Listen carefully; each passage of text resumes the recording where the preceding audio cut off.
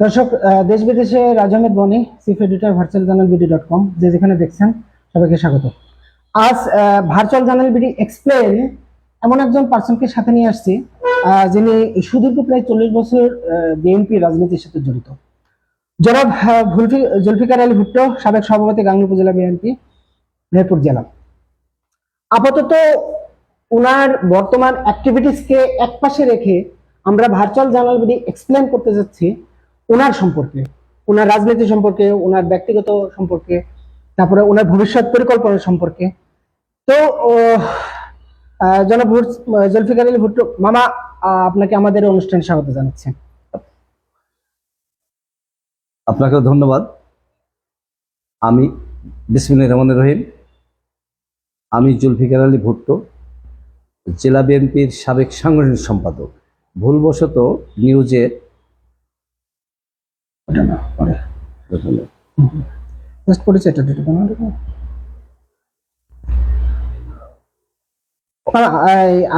আপনি জাস্ট আপনার পরিচয়টা দিয়ে আমরা শুরু করতে যাচ্ছিলাম।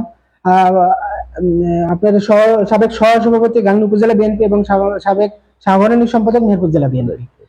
এই আমাদের এই পলিটিক্যাল টক শো আপনাকে এক্সপ্লেন করতে যাচ্ছি যে আপনি যেটা দেখছিলাম যে উপজেলা নির্বাচন 2024-এ পার্টিসিপেট করার জন্য দলীয় বিএনপির গঠনতন্ত্র অনুযায়ী দলীয়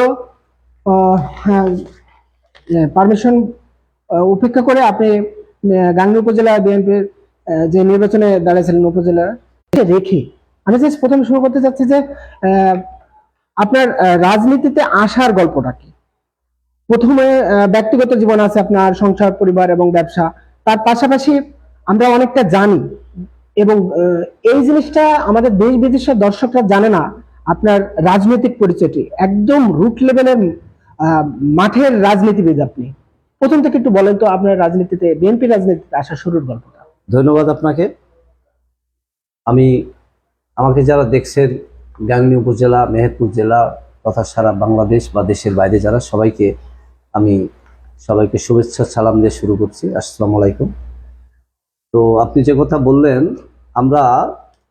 আমি তখন ছোট, শহীদ প্রেসিডেন্ট জিয়াউর রহমানের যখন বিএনপি দল গঠন হয়, গ্রাম পর্যায়ে আপনারা জানেন গ্রাম সরকারের মাধ্যমে রূপ পর্যায়ে সংগঠন শক্তিশালী করার জন্য শহীদ প্রেসিডেন্ট জিয়াউর রহমান সংগঠন শুরু করে। ওই গ্রাম সরকারের সময় আমার বাবা, আমার গ্রামের নাম তেরাইল বামুন ইউনিয়নের, সেই গ্রামে এখন বর্তমানে 2টা ওয়ার্ড, 8 এবং 9, একটা বড় বৃহৎ গ্রাম। সেই গ্রামের গ্রাম সরকার আমার বাবা হওয়ার জন্য আগ্রহ প্রকাশ করেন শহীদ প্রেসিডেন্ট জিয়াউর রহমানের দল, এবং ওপেন সেই গ্রাম সরকার গঠনের সময় আমাদের স্মরণ আছে যে ওপেন স্কুল ফিল্ডে দাঁড়ায় গ্রামের মানুষ, আরেকজনও দাঁড়াইছিল, ওপেন পক্ষ বিপক্ষ দিয়ে গ্রাম সরকার নির্বাচিত করেছিল। ব্যাপক মানুষের উপস্থিতি ছিল আমার বাবার পক্ষে। আমরা ছোটর কারণে ওই লাইনে দাঁড়িয়ে বাবাকে সমর্থন দিতে পারি নাই, কিন্তু গ্রাম সরকার হয়। তারপর থেকে বাবার সাথে শোনা, এবং তখন এইভাবে তো মিডিয়া ছিল না, যতটুকু সম্ভব আমরা দেখেছি, এবং সে থেকে বিএনপি দলের উপর এবং শহীদ প্রেসিডেন্ট জিয়াউর রহমানের একটা আকর্ষণ আদর্শের জায়গা দেয়। ওনার আদর্শ, উনি যখন আমরা দেখেছি প্রাইমারি স্কুলে পড়েছি, ওর খাল কাটতে আসলেন আমাদের এলাকায়, আমাদের পাশের গ্রাম, আমার ইউনিয়নের দেবীপুর গ্রামে। ওনার একজন সাধারণ চলাফেরা, আমার গ্রামে আমাদের কাজ করতে একটা মুরব্বী মানুষ, তিনি বললেন যে রাজা দেখতে গেলাম, রাজার মুখে মাথায় থাকবে স্বর্ণের মুকুট, পায়ে থাকবে স্বর্ণের জুতা, সাধারণ একটা প্যান্ট আর গেঞ্জি পরে আসি, মানুষের মধ্যে আসি উনি বক্তব্য দিলেন, কোনো প্রোটোকল না মেনে। এই যে আকর্ষণ, সেই থেকেই আমি ওনার আদর্শ অনুপ্রাণিত হয়। ওনার খালখাটা কর্মসূচি, ওনার কৃষকের উপরে তার অনুভূতি, ওনার সার্বিক খাদ্য স্বনির্ভরতা করে গ্রাম সরকার, সব মিলাই উনি যে কর্মকাণ্ড শুরু করে, ছোট থেকেই আমাকে আকৃষ্ট করে এই রাজনীতিতে আসার। আচ্ছা, তারপরে আপনি এই ফ্যামিলিগত ভাবে বিএনপি রাজনীতির সাথে জড়িত, তারপরে আপনি প্রথমে রাজনীতিতে টার্ন করলেন কত থেকে? ছাত্র অবস্থায়? তো ছাত্র অবস্থায় আমি ছাত্র পলিটিক্স করতাম, বিএনপির বাইরে আলাদা একটা ছাত্র সংগঠন করতাম। পরে আমি বাম দলের ছাত্র সংগঠনে করেছি। পরবর্তীতে আমি ইউনিয়ন পরিষদের চেয়ারম্যান নির্বাচিত হই। হ্যাঁ, এটা বামন্দি ইউনিয়নের চেয়ারম্যান নির্বাচিত হই। এটা আমি পরে আসবো। আপনার জাস্ট আদর্শের জায়গাটা তারপরে প্রথমে শুরু। আমি হাওয়া ভবনে কি ম্যাডাম খালেদা জিয়ার হাতে ফুল দিয়ে আমি বিএনপিতে যোগদান করি। আচ্ছা, এটা কত দিকে? এটা হচ্ছে 2001 সালের নির্বাচনের আগে। একে নির্বাচনের আগে। আচ্ছা, তা এর আগে তো আপনি তাহলে 90-এর দশকটা দেখছেন যে প্রথমের দিকে 90-এর দিকে বিএনপি খালেদা জিয়া আছে, বেগম খালেদা জিয়া নির্বাচন উনি টার্ন করলেন, তারপরে শেখ হাসিনা। তার 2001-এর নির্বাচনের আগে শেখ হাসিনার সময় আপনি অফিসিয়ালি বিএনপিতে যোগ দিলেন। বিএনপিতে যোগ দিলাম, আর তখন ছাত্র সংগঠনের সাথে হ্যাঁ, আমি ওই যে শুরু হলো আপনার বিএনপির রাজনীতির বর্ণাঢ্য ক্যারিয়ার। বামন্দি ইউনিয়নের আপনি চেয়ারম্যান, আবার সভাপতি, গাংনী উপজেলার সাথে সাথে ভাইস চেয়ারম্যান। আচ্ছা, ওই সময়ের একটু গল্পটা বলেন যে রাজনীতিতে আপনি অ্যাক্টিভ, তারপর আবার আপনি বামন্দি ইউনিয়নের চেয়ারম্যান এবং গাংনী উপজেলার ভাইস চেয়ারম্যান। ওই সময় আপনি পাওয়ারে থাকার ফলে এই আপনার এলাকার বামন্দি ইউনিয়নের জনসাধারণ কিভাবে উপকৃত হলো? আপনি তাদের কাছে গ্রহণযোগ্যতাটা কিভাবে পেলেন? আমি প্রথমত মানুষের সাথে মেশার যে প্রাথমিক যে কাজটা আমি চেষ্টা করি প্রতিদিন। যেমন আজকেও আমি একটা জানাজা পড়ে এসে তারপরে এখানে আমি আপনার সাথে সাক্ষাৎকার দিচ্ছি। আমি প্রতিনিয়ত মানুষের সুবিধা অসুবিধাগুলো দেখার চেষ্টা করি। একজন মারা গেলে তার জানাজা পড়া, একজনের কোনো বাড়িতে ভালো খারাপ কোনো অনুষ্ঠান হলে সেই অনুষ্ঠানে যদি দুঃসংবাদ শুনি দেখতে যাওয়া, অসুস্থ হলে তার বাসাতে দেখা করা, হাসপাতালে দেখা করা, পাশাপাশি যদি তার ছেলে মেয়ের বিয়ের অনুষ্ঠানে আমাকে আহ্বান করে আমি সেখানে উপস্থিত হওয়া, মানে এই বিষয়গুলো নিয়ে মানুষের কাছাকাছি থাকার, মানুষের সুখে দুঃখে আপনি পাশে আছেন। এই ক্ষেত্রে সুখে দুঃখে আপনি পাশে আছেন এবং গত 16টা বছর 2001 থেকে 6 এর পরে যারা বিএনপি রাজনীতির সাথে জড়িত তারা অনেকটা মানে মানে অনেকটা হয়রানিমূলক মামলার শিকার হয়েছে। এই ক্ষেত্রে আপনি জেলও খাটছেন, জি, আবার বিভিন্ন ভাবে হেনস্থার শিকার হয়েছেন প্রশাসনের কাছে। তো আপনাকে বলা যায় যে লড়াকু রাজনৈতিক কর্মী বিএনপি। তো 2001 থেকে 6 পর্যন্ত আপনার পলিটিক্যাল ক্যারিয়ারে অনেকটা ফাইনেস্ট টাইম বলা যায়। সেই সময়ের একটু অ্যাক্টিভ কাজগুলোর একটু এক্সপ্লেন করেন, আমাদের সম্পর্কে শেয়ার করেন তখন দর্শকদের স্পেশালি, কারণ দর্শকরা কিন্তু জানে না জুলফিকার আলী ভুট্টো মেহেরপুর জেলা অনেক ক্ষেত্রে জানে না যে গাংনী উপজেলা বিএনপির সাবেক সভাপতি এবং মেহেরপুর জেলা উনি দায়িত্বে ছিলেন সাংগঠনিক সম্পাদক হিসাবে। তো সেই সময়ের গল্পটা একটু বলেন। বিএনপি যখন পাওয়ারে ছিল 2001 থেকে 6 আমি তখন বিএনপির বামন্দি ইউনিয়নের সভাপতি ছিলাম এবং যেহেতু চেয়ারম্যান ছিলাম, তার আগে চেয়ারম্যান ছিলাম, সেই জায়গা থেকে আমি ইউনিয়নের সভাপতি হলেও আমার পরিচিতি, আমার অ্যাক্টিভিটিস উপজেলা ব্যাপী এবং জেলা সদরেও আমার চলাফেরা ছিল। সেই জায়গায় দাঁড়িয়ে বিএনপির প্ল্যাটফর্মে থেকে মানুষের বিভিন্ন সুবিধা অসুবিধাগুলো দেখার চেষ্টা করেছি, তাদের সরকারি যে সহযোগিতা সাহায্য সেগুলো সমবন্টন হয় সেটা চেষ্টা করেছি। পাশাপাশি এলাকার উন্নয়নের জন্য সেই সময় অনেক কাজ আমার এলাকায়, আমি প্রাইমারি স্কুল করেছি, আমি তেরাইল গ্রামের প্রতিষ্ঠাতা সদস্য হিসেবে কলেজ করেছি, বিভিন্ন যেটা নাম দিয়েছে তেরাইল জোরপুর কলেজ, বঙ্গবন্ধু কলেজ। ওই যে আপনি বললেন যে 2001 থেকে 6 পর্যন্ত আপনি খুব সুন্দরভাবে বামন্দি ইউনিয়নের চেয়ারম্যান, জনগণের পাশে থাকছেন। ওই সময় তো বেগম খালেদা জিয়া প্রধানমন্ত্রী, উনি মেহেরপুরে সফর করছিলেন এবং কয়েকটা প্রোগ্রাম করছিলেন। সেই সময়ের স্মৃতিটা একটু মনে আছে। উনি মেহেরপুরে সফর যখন গাংনীর ফুটবল মাঠ, যেটা চৌগাছায় বলা হয়, ওই ফুটবল মাঠে ওনার জনসভায় আমি স্বল্প পরিসরের ছোট্ট হলেও আমি একটা ধানের শীষের উপহার দিয়েছিলাম। এটা অল্প স্বর্ণ ছিল, স্বর্ণ দিয়ে একটা ধানের শীষের উপহার দিয়েছিলাম ওনাকে, এবং দিয়ে উনি খুব, ওনার সাথে তো আপনি পার্সোনালি মিট করছিলেন। বেগম খালেদা জিয়া কিন্তু কথা বলে কম এবং যা বলে তা কিন্তু খুব অ্যাট্রাকটিভ, অ্যাকশনেবল। আপনার কি কোনো সাজেস্ট করছিলেন? হ্যাঁ, যখন 2001-এর নির্বাচনের আগে হাওয়া ভবনে যখন ওই যোগদান অনুষ্ঠানে, তখন অনেক সিনিয়র মানুষ গাংনীর আমাদের সাথে ছিলেন। তো উনি যেখানে বসেছিলেন ওর ডানের দিক দিয়ে সিনিয়ররা বসলো, বামের ডানের চেয়ারে খুব কাছাকাছি বসে ওরা খুব গভীরভাবে কাছ থেকে দেখছিলাম।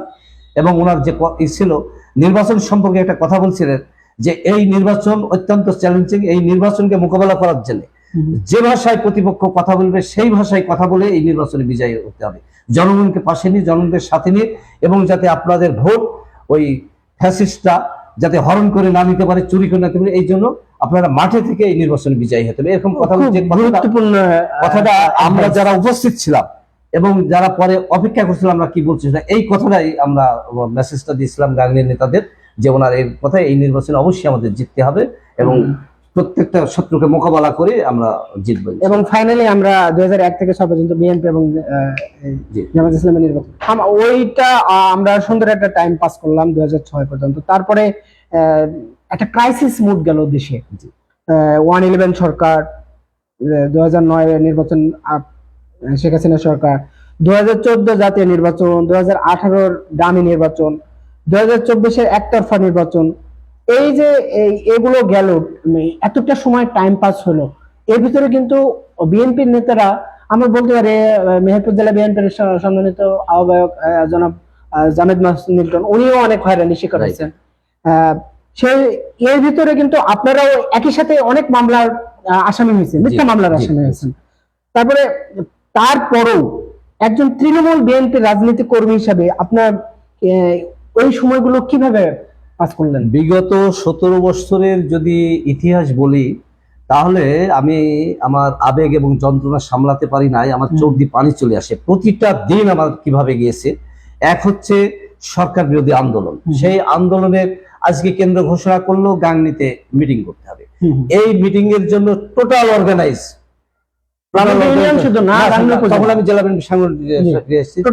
টোটাল উপজেলার সমস্ত মানুষকে, অধিকাংশ মানুষকে মোবাইল করে তাদের ডাকা। এবার সেই মানুষগুলো আসা, যেমন ওই গ্রামের পুলিশের ভয়, ওই গ্রামের আওয়ামী লীগের ভয়। গাংনী এসে প্রোগ্রাম করতে হলে এখানে প্রশাসনের সাথে লিখিত অনুমতি নিতে হবে। পরে দেখা গেলো আওয়ামী লীগের হামলা, পুলিশের হামলা, এইগুলা মোকাবেলা করে প্রতিরোধ যে কর্মসূচিগুলা, এই কর্মসূচিগুলা আপনি গাংনীর বিএনপি সহনা যে কোনো মানুষকে যদি জিজ্ঞেস করেন, জুলফিকার আলী ভুট্টোর 17 বছরের যে পলিটিক্যাল অ্যাক্টিভিটি যেটা দেখবেন, এর মধ্যে অসংখ্য মামলা খেয়েছি আমরা, অনেক মামলা নিষ্পত্তি হয়েছে, অনেক মামলা এখনো আছে, এর মধ্যে হাজত খেটেছি।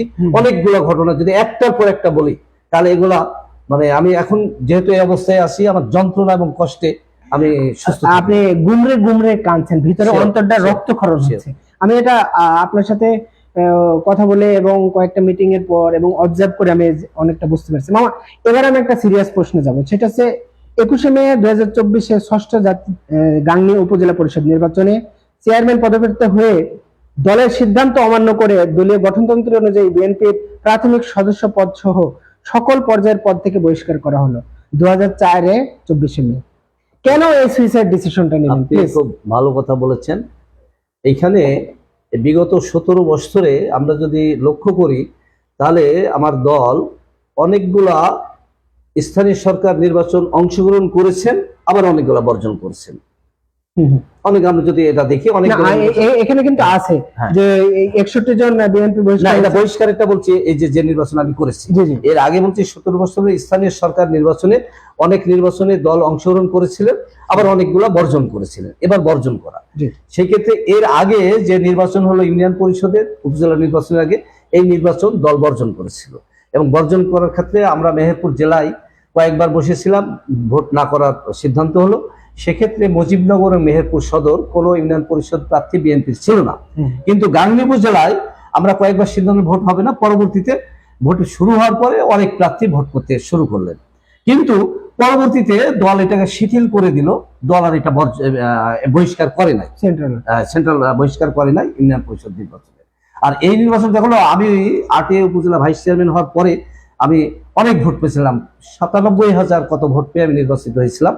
তখন যে উপজেলা চেয়ারম্যান হয়েছিল আওয়ামী লীগের, সে আমার অর্ধেক ভোট পেয়ে উপজেলা চেয়ারম্যান হয়েছিল। ওই ভোটের পরে আমি দেখেছি ভাইস চেয়ারম্যান নির্বাচন করে এটা একটা নিষ্ক্রিয় পোস্ট। আমি তারপরেই ঘোষণা দিয়েছিলাম যে আমি ভাইস চেয়ারম্যান নির্বাচন করবো না, চেয়ারম্যান ভোটের জন্য প্রস্তুতি ছিল। কিন্তু যখন আমার বিএনপির একজন সিনিয়র নেতা উনি চেয়ারম্যান দাঁড়ালেন, দল ওনাকে সিদ্ধান্ত দিল, আমি মনোনয়নপত্র জমা দিও, আমি বহিষ্কার হয়েছি এটা কিন্তু ফলা হচ্ছে, কিন্তু ওই সিদ্ধান্ত মেনে নিয়ে আমি কিন্তু উল্টো করলাম, আমি উপজেলা চেয়ারম্যান ভোট করলাম না, আমার সিনিয়র যিনি দাঁড়িয়েছিলেন তার ভোটে কাজ করলাম এবং উনি নির্বাচিত হয়েছিলেন, সেটা করেছে। এবং তারপর থেকে আমার টার্গেট ছিল যে আমি উপজেলা নির্বাচন করব। এবারকার এই নির্বাচনে দল সিদ্ধান্ত দিয়েছিল, কিন্তু এখানে আমার স্থানীয় যারা শুভাকাঙ্ক্ষী তারা প্রচন্ড চাপ দিয়েছিলেন আমাকে যে ভোটটা করার জন্য। পাশাপাশি আমার একটাই ছিল যে স্থানীয় সরকার নির্বাচন করে বিগত ইউনিয়ন পরিষদ নির্বাচনে যখন দল সেন্ট্রাল আর বহিষ্কার করে নাই, সম্ভবত এটা শিথিল থাকতে পারে, এই জায়গা থেকেই আমি এই নির্বাচনটা করেছি এবং এটা ভুল করেছি এরকম পরে।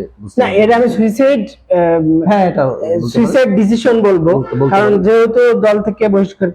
মামা, আমি এই সাথে সাথে একটু অ্যাড করবো যে 4 মে 2024 আপনাকে দল থেকে বহিষ্কার করা হলো, এবং 19 নভেম্বর 2024 আপনি আবেদন করলেন বহিষ্কার প্রত্যাহার করে শপথে পুনর্বহালের জন্য, এবং মার্ক করলেন যে আপনার এলাকার নেতাকর্মী ও জনসাধারণের প্রবল চাপে অনিচ্ছা সত্ত্বেও নির্বাচনে অংশগ্রহণ করেছিলাম। জি এই মানে এখানে কিন্তু নোট করা হচ্ছে না, আপনি আবেদন করছেন যে আপনার এলাকার নেতাকর্মী ও জনসাধারণের প্রবল চাপে অনিচ্ছা সত্ত্বেও নির্বাচনে অংশগ্রহণ করেছিলাম। তো এইটা কেন এবং কি চাপ জনগণের ছিল যে আপনার নির্বাচন করতেই হবে দলীয় নির্দেশনা বাদ রেখে? এটা কি আপনার রাজনৈতিক অভিলাষ ছিল যে আমি আবারও আরেকবার উপজেলা চেয়ারম্যান হবো? অভিলাষ তো আমার এখনো আছে, আমি দলে ফিরবো, আমি নির্বাচন করবো। রাজনীতিতে তো প্রত্যেকটা মানুষের একটা অভিলাষ থাকে, এটা আমারও তো আছে, এটা অস্বাভাবিক কিছু না, এটা অবশ্যই আছে। কিন্তু এখানে নেতাকর্মীদের একটা চাপের কারণে আমি করেছি, কিন্তু পরবর্তীতে দল যে সিদ্ধান্ত নিল সেই কারণে আমি যে অবস্থা, এটা তো আমি একটা চরম কষ্টের মধ্যে আছে। আচ্ছা মা, এই কষ্টটা একটু উজ্জ্ব থাক, আমি কষ্টের প্রসঙ্গে আসবো। যে 4 মে 2024 প্রথম আলো রিপোর্ট করলো যে গোটা বাংলাদেশে 61 জনকে বহিষ্কার করা হয়েছে। 26 জন চেয়ারম্যান পদপ্রার্থী, 35 জন মধ্যে 19 জন ভাইস চেয়ারম্যান পদে, 16 জন মহিলা ভাইস চেয়ারম্যান। এই নিউজগুলো শোনার পরে সাথে সাথে সেন্ট্রাল থেকে আপনি বহিষ্কারের আদেশ পেলেন, তো আপনার ফার্স্ট রিয়াকশনটা কেমন হলো, প্রতিক্রিয়াটা কেমন হলো অ্যাজ এ পলিটিক্যাল পারসন হিসেবে? আমি যখন বহিষ্কার করলো, এটা আপন জন যদি মারা যায় বা দুঃসংবাদ হয়, যেরকম একটা তাৎক্ষণিক একটা আকস্মিক যে কষ্ট হয়, আমি সেরকম কষ্ট অনুভব করেছি, সে কষ্ট এখনো আছে। কিন্তু ওই যেটা আমি উল্লেখ করেছি, বাস্তবতার ক্ষেত্রে তখনকার যে মানুষের কথাবার্তা, আমার যারা শুভাকাঙ্ক্ষী তাদেরইতে আমি দাঁড়াইছি, এখান থেকে আমি পিছিয়ে আসতে পারিনি, কিন্তু আমি খুব কষ্ট পেয়েছি। আচ্ছা, এই কষ্টটা তো শুভাকাঙ্ক্ষী অনেকে আপনার সাথে পাশে দাঁড়াইছেন, কথা বলছেন, ওনারা কি সমবেদনাটা দিলেন যে আপনাকে আবার কামব্যাক করতে হবে রাজনীতিতে, কিছুদিন ওয়েট অ্যান্ড সি, এরকম ভাবে? হ্যাঁ, আমি আরেকটা সিরিয়াস প্রশ্ন দিই, সেটা হচ্ছে গত 16টা বছর আওয়ামী লীগের দুঃশাসনের পর জুলাই আগস্ট অভ্যুত্থানে বিএনপি এখন ড্রাইভিং সিটে। আপনি সহ গাংনী, মেহেরপুর সকল তৃণমূল বিএনপি নেতাকর্মীদের বিভিন্ন মিথ্যা হয়রানিমূলক মামলায় রিলিজ পেলেন। তো নেক্সট প্ল্যানটা কি? এই যে এখন বিএনপি 9টা ইউনিয়নে বিএনপির সেটআপ চলছে, ইনক্লুড আপনার বামন্দি ইউনিয়ন সহ। তো এখন আপনি কি করছেন, বা নেতাকর্মীদের, আপনার জুনিয়র যাদেরকে পাইলে পুষকে বড় করছেন, তারা আপনার পাশে আছে? সিনিয়র এবং জুনিয়র গাংনী উপজেলা এবং মেহেরপুর জেলায় বিএনপির প্রত্যেকটা নেতা কর্মীর সাথেই আমার যোগাযোগ আছে, সেটা অনানুষ্ঠানিক। আমি কোনো 18 বছর হয়ে চললো যে 1 বছর প্রায় হতে চললো যে বহিষ্কার আদেশ। মেহেরপুর জেলার আহ্বায়ক কমিটিও তো আমরা পেলাম, জাভেদ মাসুম সহ যে একটা সদস্য বিষয়ক কমিটি। এই নেতাকর্মীদের সাথে যারা আহ্বায়ক কমিটিতে আছে, তাদের সাথে তো আপনার রিলেটেড আছেন? যে প্রত্যেকের সাথে আমি কথা বলি, এবং তিনারাও আশ্বস্ত করেছেন যেহেতু এই সিদ্ধান্ত কেন্দ্র নিয়েছে, কেন্দ্র এই বিষয়টি চিন্তা ভাবনা করছে, এবং কেন্দ্র যখন লোকালে আপনি আবার পুনরায় সেকেন্ড টাইম অ্যাপ্লিকেশন করবেন উইথড্র করার জন্য, এটা আপনার প্ল্যানিং এ আছে? প্ল্যানিং আছে। আমি খুব এই ক্ষেত্রে আপনার মেহেরপুর জেলা আহ্বায়ক কমিটিদের সাথে তো কমিউনিকেশন আছে? হ্যাঁ, আমার কমিউনিকেশন আছে, এবং যোগাযোগের পরে ওনারা আমাকে বলতে চান যে এটা যেহেতু কেন্দ্র এটা এই করে সিদ্ধান্ত নিয়েছে, কাজে কেন্দ্র যখন মতামত চাইবে এই বিষয়ে আমার অ্যাক্টিভিটি সম্পর্কে ওনারা অবশ্যই বলবেন, এটা আমার আশা। এবং গাংনী উপজেলা, মেহেরপুর জেলায় এই আন্দোলন সংগ্রামের কথা আমি বলছি, যে যদি যে কোনো জায়গায় আপনি জিজ্ঞেস করলে আর 5টা সিনিয়র নেতা জন্য কারোর চেয়ে আমার কম নাই। আমি নিজে দাবি করা ঠিক না যে সকলের চেয়ে বেশি করেছি, কিন্তু আমি যতটা করেছি আমি নিজের কাছে, এটা আপনার তথ্য নিয়ে দেখবেন যে আমি কোনো কর্মসূচিতে, সেটা ঢাকা বলেন, খুলনা, যশোর, মেহেরপুর, গাংনী বা রুট পর্যায়ে কোনো কর্মসূচি বাদ দিয়েছে। আমি সাথে সাথে অ্যাড করছিলাম যে আপনি যে জনগণের জন্য বহিষ্কার হলেন দল থেকে, সেই জনগণের সুখে দুঃখে আপনি পাশে আছেন, পাশে থাকার জন্য আবার আপনি মাননীয় মহাসচিব বরাবর আবেদন করবেন। এই আবেদনটা কেন করবেন, যে আমাদেরকে একটু এক্সপ্লেন করেন, যে ব্যক্তির চেয়ে দল বড়, দলের চেয়ে দেশ বড়, এই মূল মন্ত্র নিয়ে কি আপনি আগাচ্ছেন? অবশ্যই মূল মন্ত্র নিয়ে আসছে। পাশাপাশি আমি মনে করি রাষ্ট্র কাঠামো মেরামতের জন্য 31 দফা ও বিএনপির চেয়ারপারসনের দেশনেত্রী বেগম খালেদা জিয়ার প্রণীত ভিশন 2030 বাংলাদেশ বাস্তবায়নের লক্ষ্যে তারুণ্যের অহংকার জননেতা জনাব তারেক রহমানের লিডারশিপ কে ঐক্যবদ্ধ করে পুনরায় বিএনপিকে ক্ষমতায় আনতে রুট লেভেলের নেতাকর্মীকে জনবল তৈরিতে অ্যাক্টিভ কর্মী হিসাবে আমি কাজ করতে চাই, আবার মাঠে ফিরতে চান। মাঠে ফিরতে চাই। তাহলে আপনার এই প্ল্যানিংটা আমি বুঝতে পারছি যে জননেতা জনাব তারেক রহমানের রাষ্ট্র কাঠামো মেরামতের 31 দলকে বাস্তবে বিনির্মাণের জন্য আপনার মাঠেতে আবার ফিরে আসার জন্য কর্মী হিসেবে কাজ করার জন্য এই যখন অবস্থা, তখন আমি আরেকটু আপনার গোড়াতে যেতে চাই, সেটা হচ্ছে আপনার বামন্দি ইউনিয়ন তথা পুরো মেহেরপুর জেলা এবং গাংনী উপজেলা আমাদের কিন্তু কৃষি ছাড়া আর কিছুই নেই। কৃষি নির্ভর, মাত্র 716 বর্গ কিলোমিটার একটা ছোট জেলা। এই জেলায় 100 কিলোমিটার বাদ দিলাম। আমি এই কোশ্চেনটা প্রতিটা লিডার বিএনপি, জামাত এবং অন্যান্য সমমনা বাম ধর্না যারা আছেন আমাদের মেহেরপুর এবং গাংনীতে, তাদেরকে জাস্ট করে আসছে যে আমার কৃষকের কান্না কেউ বুঝলো না। আওয়ামী লীগ গত 16টা বছর ওই সার, ডিজেল, তেলের ক্রাইসিস আর বীজের স্বল্পতা, আমাদের তারেক রহমান সাহেব 27 নম্বর যে রাষ্ট্র কাঠামো মেরামতের আপনি কি এই যে কৃষি নিয়ে আপনি তো দেখছেন, এটা যে হোমওয়ার্কটা আমি করলাম আপনাদেরকে বলছি, এই গত 18 নির্বাচনে আমাদের শহীদুজ্জামান খোকন সাহেব এমপি উনি জাস্ট শেখ হাসিনা কৃষক শ্রেণী করে ধোকা দিল, এবং তারপরে কৃষকের কান্নাটা কেউ বুঝলো না। কারণ আমার খরচ উঠছে না। আমি গতকালকে শনিবার হাটে গেলাম, 600 টাকা মন আলুর কোল্ড স্টোর একটা নাই আমাদের, এখন মাত্র 15 টাকা কেজি, 12 টাকা কেজি পাইকারি আলু যাচ্ছে। এই আলুটা কিন্তু পচনশীল, আমাদের একটা মাত্র মেহেরপুর জেলায় কোল্ড স্টোর। আমার যদি কৃষকের খরচটা না দিতে পারি, সময় মতো সার, ডিজেল, তেল, কীটনাশক না দিতে পারি, তাহলে ওই কৃষক কিন্তু আমার মাইনাস হয়ে যাচ্ছে। এবং কৃষি ফ্যামিলি থেকে ওর কৃষি ফ্যামিলি থেকে যে ছেলেটা বড় হচ্ছে, ও বলছে যে বাবা তোর কৃষি কাজ করা লাগবে না, বিদেশ চলে যাবে। আমরা কৃষক হারালাম। যদি কৃষক হারায় তাহলে এটা আপনার এক্সপ্লেন করার কিছু নেই, জাস্ট আমি একটু বললাম যে ওই কৃষক হারালে আমার আমদানি নির্ভর হতে হবে, ওইখানে আমার ডলার লাগবে, তাহলে এই ডলারটা কোত্থেকে আসবে? এই ওভারঅল কৃষক নিয়ে আপনার ভাবনাটা। এটা বলি, আমি নিজে একজন কৃষকের সন্তান, আমি নিজেও দাবি করি কৃষক, কারণ আমি এখনো ধান চাষ এবং মাছ চাষের সাথে আমি জড়িত নিজে, এবং যেহেতু আমাদের গ্রামের বাড়ি, আমার বাবা দাদারাও কৃষক, আমি এটা করি, একটা গৃহস্থ ফ্যামিলি, গৃহস্থ ফ্যামিলির সন্তান আমরা। তো সেই জায়গায় দাঁড়িয়ে আমরা নিজেও ভুক্ত হয়ে গেল, অনুধাবন করি। এবং যারা নায়ক তারেক রহমানের যে 27 দফা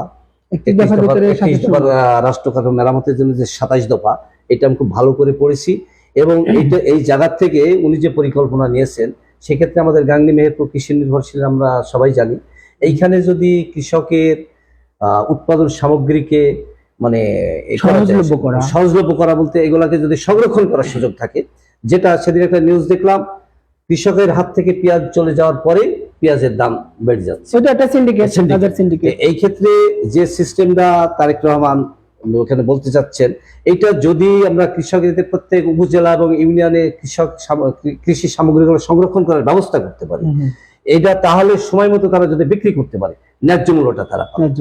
এবং পাশাপাশি ওই যেটা আপনি বললেন আপনার কীটনাশক, সার, বীজ, এইগুলা যদি সঠিক বীজ এবং সার সহজলভ্য করে কৃষকের কাছে পৌঁছানো যায়। ভিজিএফ কার্ড তো আছেই, বলেন এই যে ভিজিএফ কার্ড, কৃষি কার্ড, সার, ডিজেল, তেলের জন্য এবং কীটনাশক উপজেলা থেকে, উপজেলা কৃষি অধিদপ্তর, কৃষি ইনস্টিটিউট, বারাদি ফার্ম, চিতলা ফার্ম, এগুলো তো ওভারঅল কৃষি মন্ত্রণালয়ের অন্তর্ভুক্ত। তো এই বিএনপি যদি ক্ষমতায় আসে, তাহলে আপনি যখন একটা দায়িত্বে থাকবেন, তখন আপনার কিভাবে ঢেলে সাজানোর প্ল্যানিং আছে? প্ল্যানিংটা যেটা আমাদের নেতা তারেক রহমান যে কথাটা বলছেন, বিভিন্ন যে এইগুলাই রাষ্ট্রগত মেরামতের 31 দফার আলোচনায় এতে দেখেছেন, বলেছে যে ফ্যামিলি কার্ড যে সিস্টেমটা বলেছে উনি, ফ্যামিলি কার্ড বলতে ফ্যামিলির আমার মায়েদের, আমার মেয়েদের, তাদেরকে মূল্যায়ন, পাশাপাশি ফ্যামিলি কার্ডের মাধ্যমে যে এই জিনিসগুলো সাপ্লাই, এর সাথে উনি সংযোগ করেছেন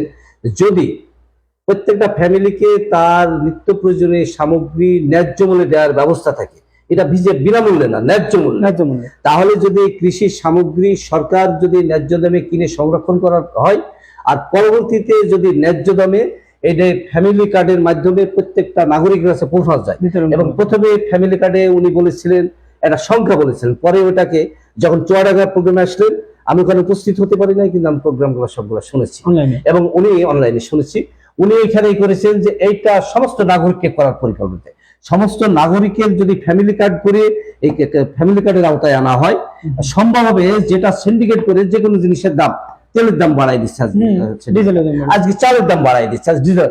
যদি ফ্যামিলি কার্ডের মাধ্যমে সমস্ত সাপ্লাইয়ের ব্যবস্থা, এটা খুব সহজ, ওয়ার্ড পর্যায়ে ফ্যামিলি কার্ডের মাধ্যমে যদি এগুলোকে দেওয়া যায় এবং সংরক্ষণ করে, তাহলে এই যে মধ্যস্বত্বভোগীরা কৃষকের উৎপাদন সামগ্রী নিচ্ছে 5 টাকায়, বেচছে 50 টাকায়, এই সুযোগগুলাই থাকবে না। ন্যায্য দামে সরকার কিনবে, পাশাপাশি ন্যায্য মূল্যে সরকার এগুলাকে ফ্যামিলি কার্ডের মধ্যে। তাহলে এখানে আপনি আরো সাজেস্ট করছেন যে আমার কোল্ড স্টোর দরকার সংরক্ষণের জন্য, এবং সিড ফার্ম যেগুলো আছে, বীজ, এগুলো বীজগুলো সংরক্ষণ করতে, অ্যাক্টিভ করতে হবে।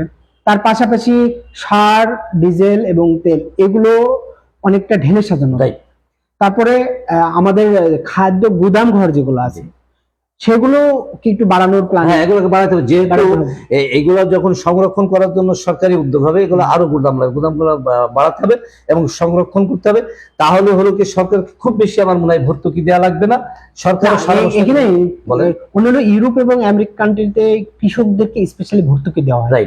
এবং জননেতা তারেক রহমান 31 দফার ভিতরে যেটা উল্লেখ করছে, আমি একটু শহীদ প্রেসিডেন্ট জিয়া রহমানের মনে আসলো যে উনি কিন্তু খালকাটা কর্মসূচির পরেই জনসমাবেশে বললেন যে মা বোনেরা যারা আছেন ওনাদের বাড়ির আঙ্গিনায় সবজি চাষ করেন এবং হাঁস মুরগি পালন। মানুষের চাহিদা চিন্তাটা কত অ্যাডভান্স 1978-এর দিকে, এবং এখন আমরা হ্যাঁ এই সেই এখন 45 বছর পরে এসে আমাদেরকে মনে হচ্ছে যে না, যদি মা বোনেরা ওই জায়গায় বাড়িতে আঙ্গিনায় পুকুরের ধারে এই সবজি চাষগুলো করে, যেমন অনেকে দেখছি যে কাজ করছে, লাউয়ের বান করছে, সিমের বান করছে, ছোট করে মুরগি, হাঁস পুষছে। এখন তো আরো অনেক ইজি হয়ে গেছে যে পোল্ট্রি গুলো আসার কারণে ওরা চাষ করছে। এই ক্ষেত্রে আমাদের মাংসের চাহিদা পূরণ হচ্ছে, সবজির চাহিদা পূরণ হচ্ছে।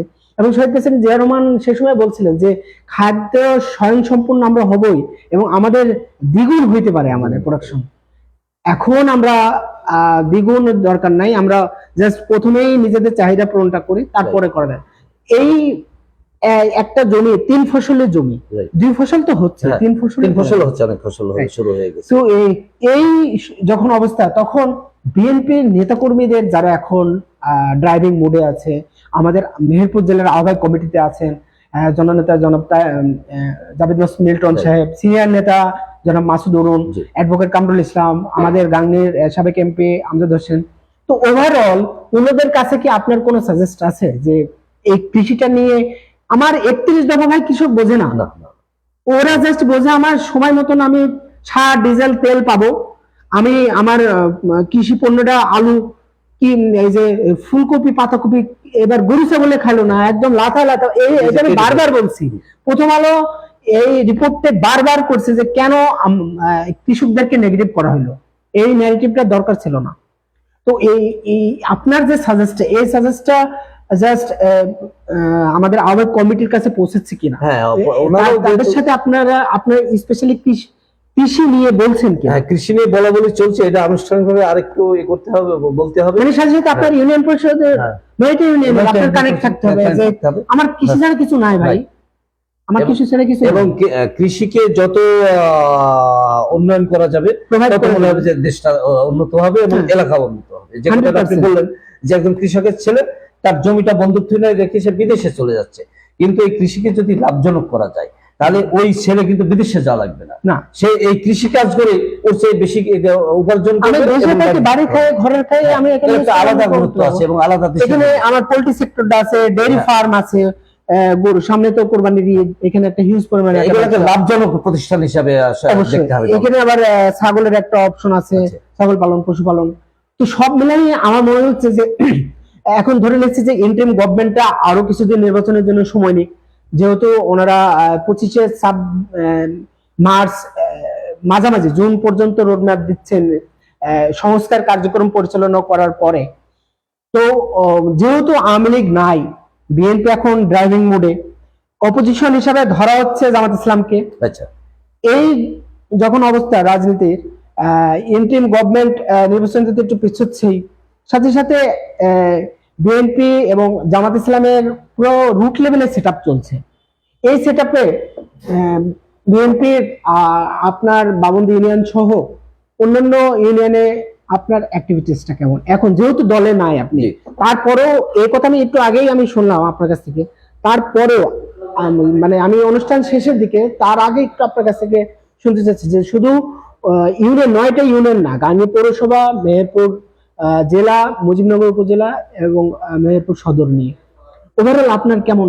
আমি এই যে কমিটি বিএনপির যে পুনর্গঠনের যে প্রক্রিয়া চলছে, এই প্রক্রিয়ায় আমি যাদের সাথে যারা কথা বলছেন তাদের সাথে, বা আমি প্রয়োজনে অনেকের সাথে কথা নিজেই বলছি এবং তাদেরকে এটাই পরামর্শ দিচ্ছি, যারা দীর্ঘদিন দলের পরীক্ষিত নেতা এবং কর্মী, পরীক্ষিত মানুষ এবং দলের জন্য কাজ করছে বা করবে, সেই মানুষগুলোকে নিয়ে যাতে দলের প্রধান দায়িত্বগুলো দেওয়া হয়, তাহলে দল সুখে দুঃখে ভালো মন্দ আন্দোলন সংগ্রামে দল শক্তিশালী থাকবে।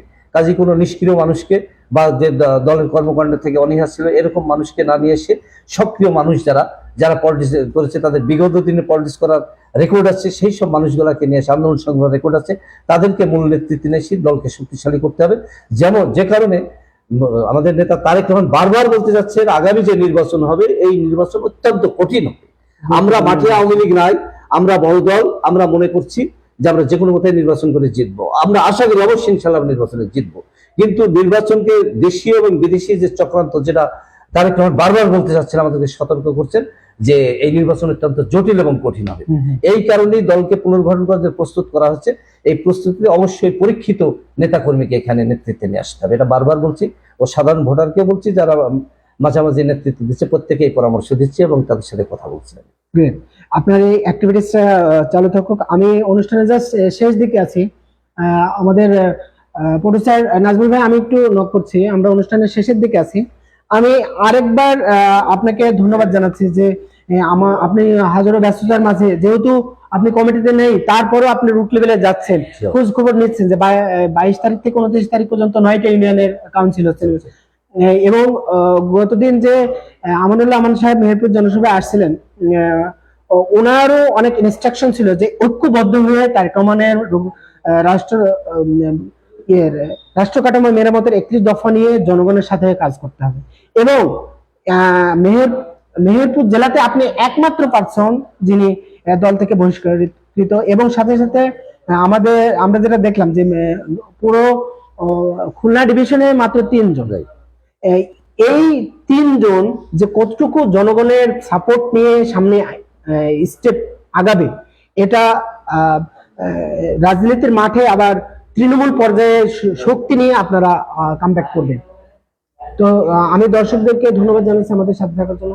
আমার লাস্ট একটা কোশ্চেন, আপনি কি আপনার দর্শকদের উদ্দেশ্যে, যারা বিএনপি নেতাকর্মী, আপনার শুভাকাঙ্ক্ষী, তাদের উদ্দেশ্যে কিছু বলবেন? শিওর বলবো। আমি আমার নেতা কর্মী এবং বিএনপির শুভাকাঙ্ক্ষী সমর্থক ভোটার প্রত্যেকে একটি কথাই বলবো যে আপনারা শত কষ্টের মধ্যেও ঐক্যবদ্ধ থাকবেন।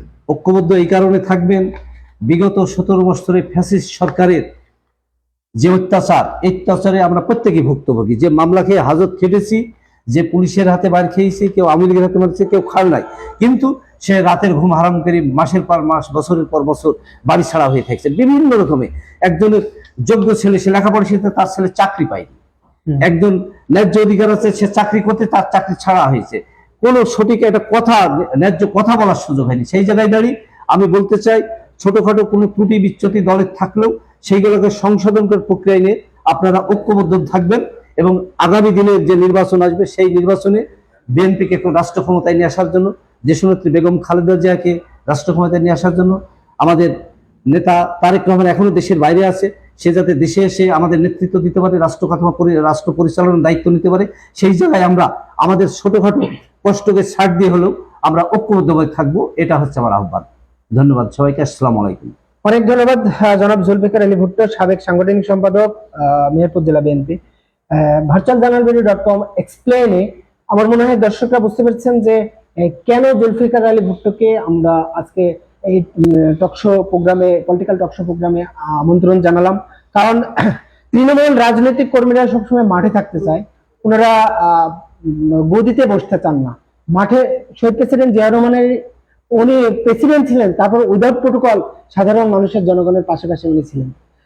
এই বিএনপির রাজনীতি, আদর্শের রাজনীতি যার সামনে এগোজক, এবং জুলফিকার আলী ভুট্টো উনি যেহেতু দল থেকে আপাতত বহিষ্কৃত আছে, উনি পুনরায় আবার সেন্ট্রালে আবেদন করবেন এই দল থেকে উনাকে যেন আবার স্বপদে ফিরিয়ে এনে মাঠের কর্মী মাঠেই ফিরিয়ে আনা হোক। ততক্ষণ পর্যন্ত দর্শক আমাদের stay with us virtualjournalbd.com। Thank you.